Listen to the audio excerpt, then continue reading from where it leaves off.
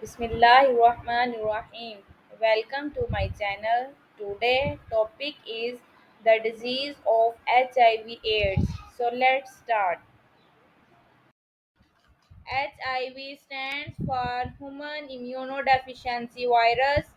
It is a virus that attacks the body's immune system, which normally helps protect us from infections. When HIV weakens the immune system, the body has a harder time fighting off illness. AIDS, which stands for Acquired Immunodeficiency Syndrome, is the final and most serious stage of HIV. At this stage, a person becomes more likely to get sick more often and more seriously. HIV spreads in certain ways, such as through blood, semen, vaginal fluids, and breast milk. It is commonly spread through unprotected sex with someone who has the virus or by sharing needles. A mother with HIV can also pass it to her baby during childbirth or breastfeeding.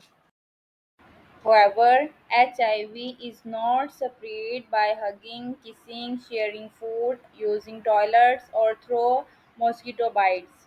Many people with HIV can look and feel healthy for years, which is why testing is the only way to know for sure if someone has it.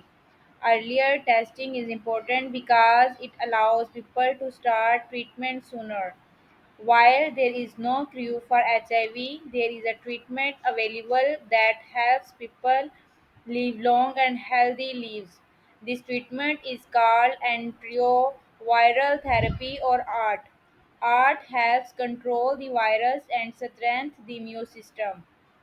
When taken every day as prescribed, it can also reduce the risk of spreading HIV to others.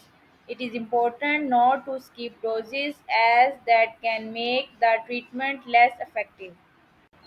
With proper care, HIV can be managed like other long term health conditions.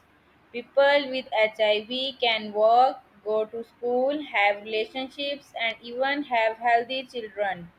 Pregnant women with HIV can take medicines to protect their babies from the virus. It's important to remember that HIV does not define who person is and people living with HIV deserve love, respect and support. Unfortunately, many face stigma and discrimination which can make life harder. We must not judge or fear people with HIV. Instead, we should educate ourselves and others to stop the spread of false information. Preventing HIV is possible using condoms during sex, never sharing needles, and getting tested regularly are key steps.